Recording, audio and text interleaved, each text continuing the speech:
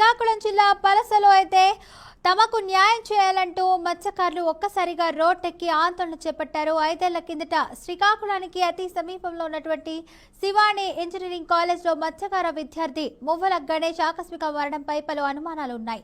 ఈ నేపథ్యంలో పెద్ద ఎత్తున మత్స్యకార కుటుంబాలైతే ఆందోళనకు దిగాయి. వీటికి మద్దతుగా అప్పుడు వైసీపీ ప్రభుత్వ నేతలు కుటుంబానికి అన్ని విధాలుగా ఆదుకుంటామని హామీ ఇచ్చారు. కానీ పట్టించుకోలేదు. అప్పలరాజు మంత్రిగా ఉన్నప్పుడు తమకు న్యాయం చేయలేక పెద్ద ఎత్తున అయితే కాసులు దండుకున్నాడంటూ ఆరోపణలు వెల్లువెత్తుతున్నాయి.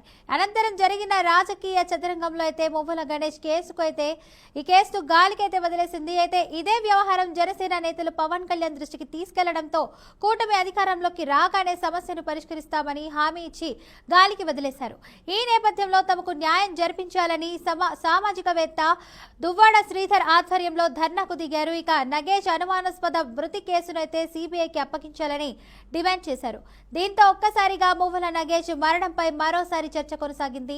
పోలీసులైతే రంగప్రవేశం చేసి బాధిత కుటుంబాలతో పాటు సామాజికవేత్త దువ్వాడ శ్రీధర్ ని అదుపులోకి తీసుకుని విచారణ కొనసాగించారు. మువ్వల నగేష్ అనే 17 ఏళ్ల విద్యార్థి శివాని ఇంజనీరింగ్ కాలేజీలో వాళ్ళ తల్లిదండ్రులు జాయిన్ చేస్తే 26వ తారీఖున రూమ్ లో రక్తపు మరకలు ఉన్నాయి. ఆ మృతదేహం అక్కడికి 10-15 కిలోమీటర్ల దూరంలో పెట్రోల్ పోసి కాల్చివేసి ఈ రకంగా పడేశాక నేటికి 5 సంవత్సరాలు పూర్తవుతుంది. న్యాయం జరగలేదు, కేసు కట్టలేదు. ఇంతవరకు ఒక్కడి మీద కూడా ఒక ఎఫ్ఐఆర్ కనీసం ఒక్కడికి అరెస్ట్ చేయలేదు.